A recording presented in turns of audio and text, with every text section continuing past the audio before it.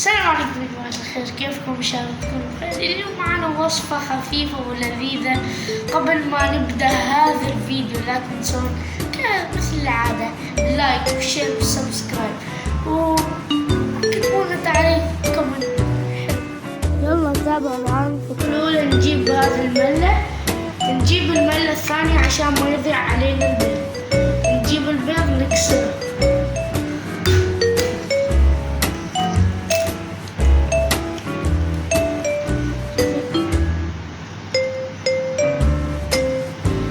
كسرنا البيض كله. الحين دور الخلط، اخلطوا اخلطوا اخلطوا عشان نحصل على مزيج رائع.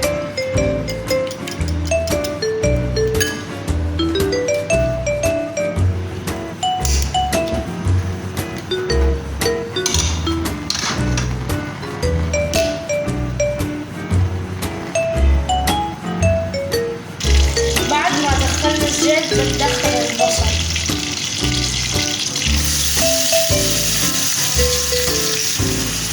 اخلطوا اخلطوا اخلطوا.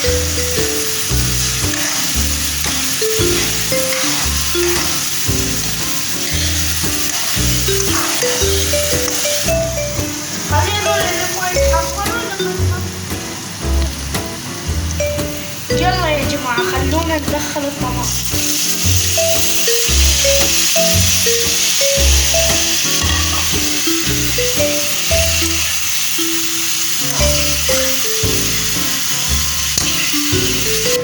خلي يا جماعة الخير الحين الطماطم يذوب سيدة.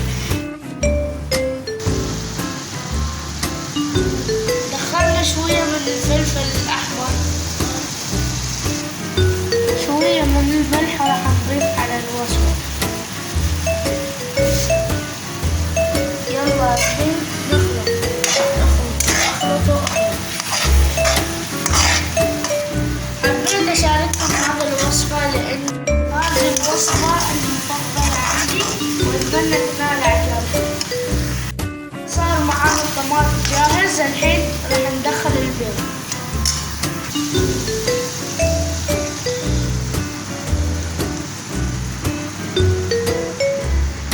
والحين راح اخلطوا. يلا نقص الفلفل.